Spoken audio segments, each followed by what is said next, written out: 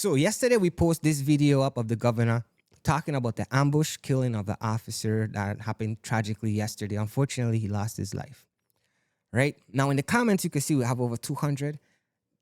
Other pages had way more, but they all voiced this same frustration. Again, I don't think none of them was upset that a person of interest was caught so quickly, but they were frustrated as to why their son's murderer couldn't get the same. Like, for instance, we have this comment here. So why aren't these measures taken for all crime victims when possible? Then another pausing comment. I'm so glad to hear about the progress that this case has made so far. I only wish that other homicides that have occurred in the Virgin Islands where innocent persons were victims are solved this quickly and with the same urgency. And the sentiment goes on. Why not do this for every case? I mean, it goes on. Them cameras should be working for all incidents in the Virgin Islands, not for some. And this sentiment grew and grew and grew and grew and grew. So there's clearly, from what I could see, we feel, yes, we feel separated. There's like a distinction, this distance in between. Well, if you're not with them, whoever them are, if you're not with them though, you're not gonna get the same treatment.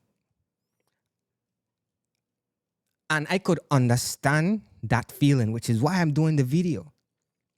And there's like so much things to still understand, because if I'm not mistaken, last week, when the VIPD went over to the legislature, they said that like cameras, footage, and surveillance of that kind is not enough to make arrests or etc. Respect to you, but I don't agree with you that you can't arrest based on surveillance footage. Otherwise, we wasting money, putting money towards all these modern technology. But then we clearly just use these cameras to get a person of interest. So it's like, which one is it? Am I just not seeing it? I'm being too narrow folk. Anyways, the people have spoken. And ain't nobody here happy that an officer got ambushed and killed. Nobody. But they are frustrated that they can't get the same response when it comes to them. Now, I must say this part. It also comes to the community. I always say, we have this right here.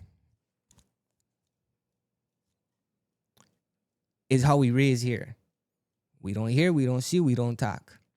And that the kind of also allow for what going on to continue. And that's what them are going to tell us. Well, we don't get the response from the community. We need people to come forward. We need it to. And they're right. So, I will make this shot. I just wanted to let y'all know. I saw y'all frustration. I hear y'all voices. I usually don't do these types of videos at all. Some feel that the average Joe don't get represented as someone in the higher up ranks. Others, again, many's going to say that's just how it is. When a law enforcement officer gets killed, everything goes into full action because it's such an event, right? That happens rarely, that everything needs to go focus into this. It's a lot. Some say it's an embarrassment for the police when these things happen and they need to nip it quick. I don't really know. I'm not here for that. What I am here for, though, is to allow the voices that was in the comments to be heard. So if you watching this, you running for governor, you running for Senate, know that people are tired. I'd include myself in this because trust me, if I didn't have this podcast, I'm just an average Joe like you guys, right? I know I might be favored and get some help and whatnot. I ain't gonna come here and try to lie to you. But it shouldn't be this way. And that's exactly what the people are trying to get across to the government. Anyways, y'all be safe and catch you on the next one.